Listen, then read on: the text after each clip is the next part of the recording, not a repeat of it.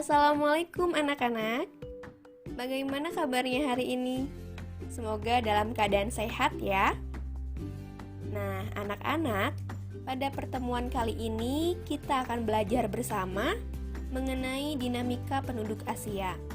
Namun, sebelum itu Ibu harap anak-anak sudah dalam kondisi siap belajar ya. Jika sudah, yuk bismillah kita belajar bersama.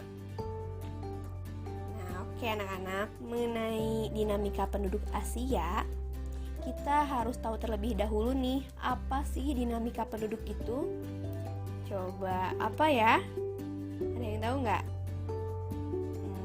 Kalau ada yang belum tahu, Ibu jelaskan ya.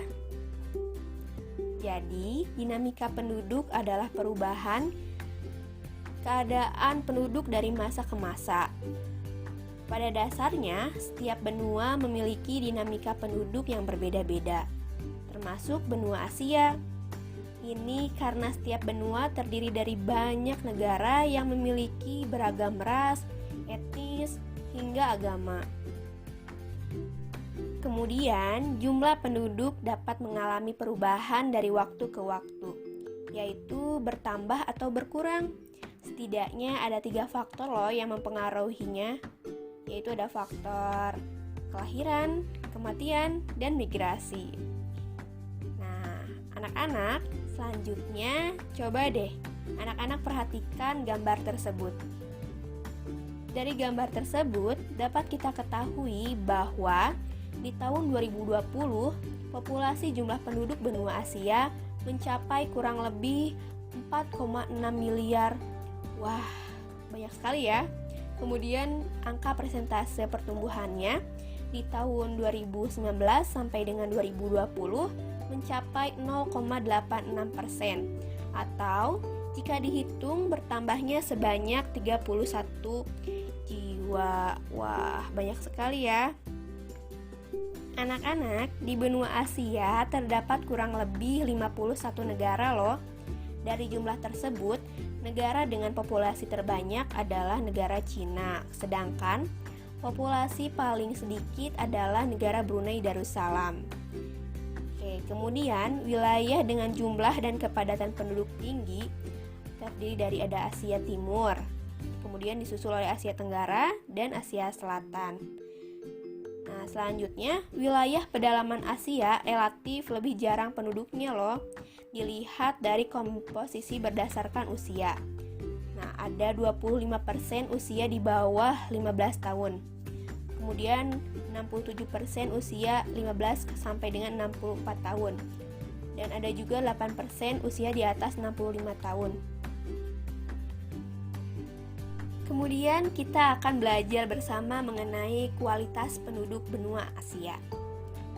Nah, anak-anak, kualitas penduduk Asia dapat dipantau melalui ukuran Human Development Index yang bisa disingkat dengan HDI ataupun bisa dikenal juga dengan Indeks Pembangunan Manusia. HDI ini merupakan gabungan indikator angka harapan hidup sejak lahir, pendidikan, dan pendapatan per kapita. Kemudian apabila suatu negara mempunyai skor HDI tinggi, penduduk negara tersebut akan menunjukkan angka harapan hidup yang lebih panjang, kemudian rata-rata pendidikan tinggi, dan pendapatan per kapita yang lebih tinggi juga.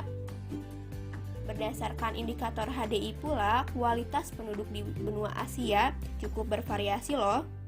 Beberapa negara di Asia memiliki kualitas tinggi, sedangkan negara lainnya juga ada yang sedang maupun rendah, seperti Jepang, Korea Selatan, Singapura, Tiongkok, Brunei, dan Arab Saudi tergolong sebagai kualitas penduduk yang tinggi. Nah, Indonesia sendiri termasuk kualitas sedang dan Nepal kategori rendah.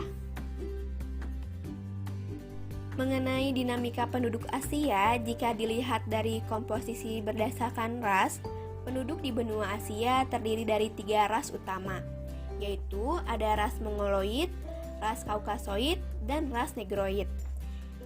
Dalam wilayah tertentu juga masih terdapat beberapa ras yang dominan loh, seperti di Asia Utara dan Asia Tengah, mayoritasnya adalah ras Kaukasoid. Kemudian di Asia Timur dan Asia Tenggara, sebagian besar adalah ras Mongoloid. Asia Selatan bagian tengah didominasi oleh ras Kaukasoid, dan Asia Selatan bagian selatan didominasi oleh ras Negroid. Benua Asia pun memiliki keberagaman agama. Agama-agama yang besar di dunia ini terlahir di benua Asia, seperti ada agama Hindu, Buddha, Islam, Kristen, dan Yahudi. Dari pembelajaran kita hari ini, kita patut bersyukur loh lahir di benua Asia, karena benua Asia adalah benua yang indah dengan berbagai keragaman. Nah, anak-anak, sekian pembelajaran dari Ibu.